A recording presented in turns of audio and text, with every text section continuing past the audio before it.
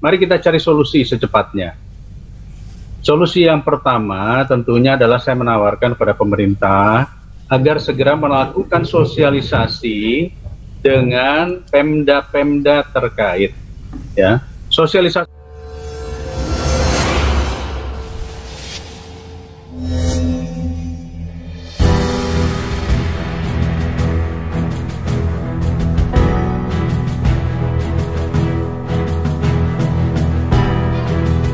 Nasib guru honorer yang sudah lulus passing grade di tahap 1 dan tahap 2 hingga kini belum tuntas.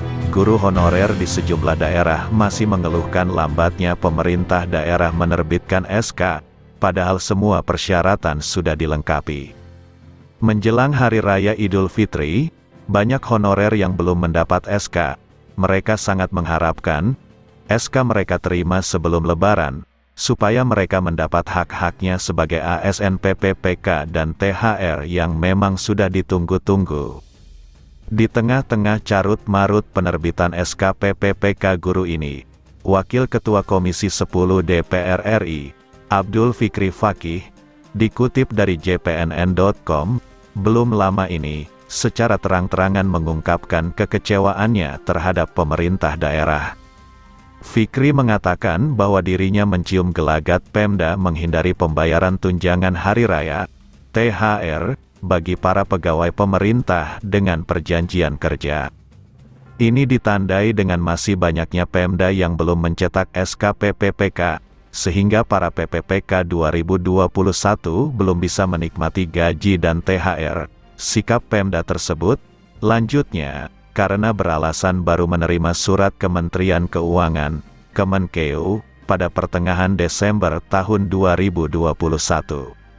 Sementara, Pemda sudah mengalokasikan APBD 2022, sehingga PPPK banyak yang diangkat setelah Idul Fitri. Menurut Fikri, terjadi miskomunikasi antara pusat dan daerah yang akhirnya merugikan honorer. Dirinya menambahkan, Kemenkeu pun sudah menyodorkan data anggaran gaji PPPK 2021 memang sudah dialokasikan di DAU 2022 sebanyak 14 bulan. Belakangan, masalah yang paling menyita perhatian publik adalah masa kontrak yang sangat singkat, yakni hanya 1 tahun. Dari pengakuan sejumlah ketua umum Serikat Perkumpulan Guru Honorer, mereka sangat sedih, kecewa bahkan sampai menangis usai menerima SK yang dikeluarkan oleh pemerintah daerah karena tidak sesuai dengan harapan. Guru honorer yang sudah mengabdi bertahun-tahun, bahkan puluhan tahun tersebut, merasa kaget usai menerima SK dan mendapat informasi bahwa mereka hanya dikontrak 1 tahun. Kendati demikian, mereka tetap berterima kasih, baik kepada pemerintah pusat maupun kepada pemerintah daerah. Mereka hanya bisa berharap, ketika perpanjangan masa kerja nanti, Pemda memberikan kontrak 5 tahun, dan diperpanjang secara berkala hingga mencapai usia pensiun. Beberapa waktu lalu, Wakil Ketua Komisi 10 DPR RI, Dede Yusuf, telah menawarkan solusi kepada pemerintah untuk menyelesaikan permasalahan guru honorer khususnya mereka yang sudah lulus passing grade baik di tahap 1 maupun di tahap 2. Solusi pertama yang ditawarkan Kang Dede adalah menyarankan pemerintah melakukan sosialisasi dengan Pemda-Pemda terkait. Menurutnya, sosialisasi jangan dilakukan melalui Zoom karena tidak bisa bertanya. Mari kita cari solusi secepatnya. Solusi yang pertama tentunya adalah saya menawarkan kepada pemerintah agar segera melakukan sosialisasi dengan Pemda-Pemda terkait, ya. Sosialisasi itu jangan melalui Zoom, karena kalau melalui Zoom itu kadang-kadang memang kita tidak bisa bertanya. Beberapa pemerintah daerah hanya mengatakan tidak ada sosialisasi, hanya pemberitahuan, setelah itu tidak ada diskusi dan tanya jawab. Jadi menjadi penting sekali untuk bisa menyampaikan satu diskusi. Ya, ini perlu dipahami juga bahwa memang pemerintah daerah itu hampir mayoritas kemampuan penganggarannya itu adalah dari DAU dan DAK. Jadi ketika ada earmarking bagi mereka itu sangat butuh sekali perencanaan setahun sebelumnya. Seperti yang kita dengar kemarin dari Wali Kota Kupang, mengatakan APBD sudah diketok, baru turun peraturan barunya yang dari Kemenkeu. Solusi kedua adalah, baik pemerintah daerah maupun pemerintah pusat harus menyelamatkan guru honorer yang sudah lolos passing grade, dan mereka yang sudah lolos harus segera di-SK-kan.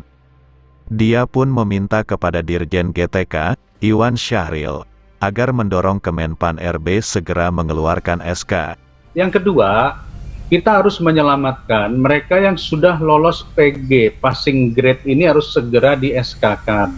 Jadi saya mohon kepada Pak Iwan agar segera mendorong Kemenpan RB agar SK itu segera keluar.